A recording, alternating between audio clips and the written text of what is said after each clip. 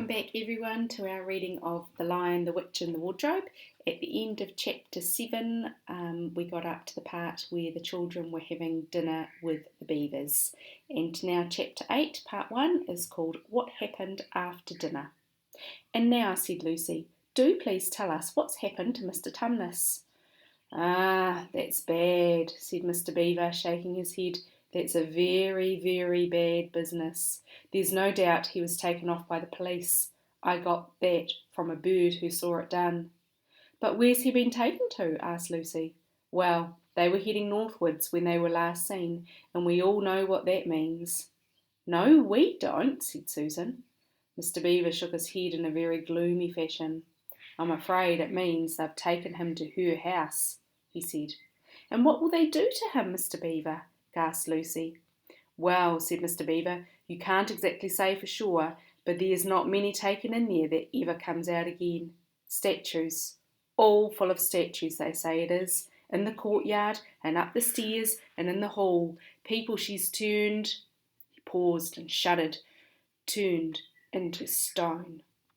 But, Mr. Beaver, said Lucy, can't we, we must do something to save him. It's too dreadful, and it's all on my account.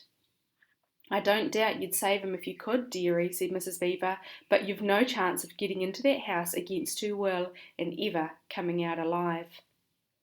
Couldn't we have some stratagem, said Peter.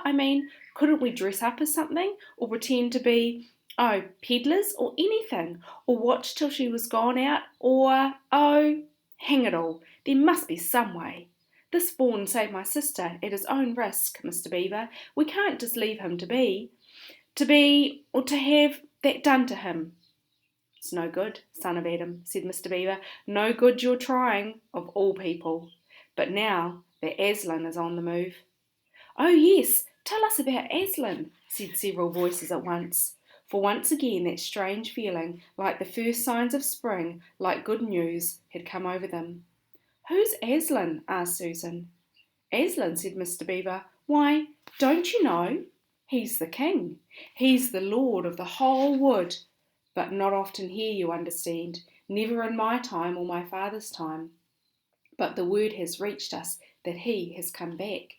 He is in Narnia at this moment. He'll settle the White Witch all right. It is he, not you, who will save Mr. Tumnus. She won't turn him into stone too, said Edmund. Lord love you, son of Adam, what a simple thing to say, answered Mr. Beaver with a great laugh. Turn him into stone. If she can stand on her 2 feet and look him in the face, it'll be the most she can do, and more than I expect of her. No, he'll put all to rights, as it says in an old rhyme in these parts. Wrong will be right when Aslan comes in sight. At the sound of his roar, sorrows will be no more.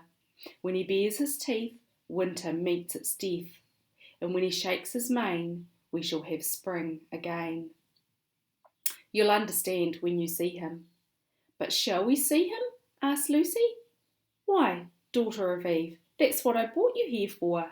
I am to lead you where you shall meet him, said Mr. Beaver. Is he a man? Asked Lucy. Aslan, a man, said Mr. Beaver sternly.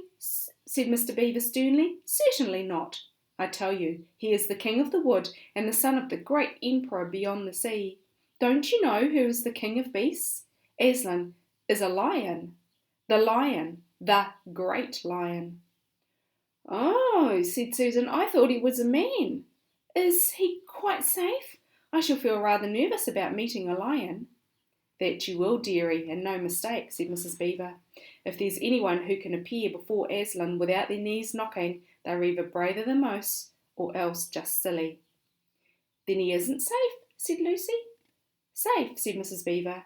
Don't you hear what Mrs. Beaver tells you? Who said anything about safe? Of course he isn't safe. But he's good. He's the king, I tell you. I'm longing to see him, said Peter, even if I do feel frightened when it comes to the point.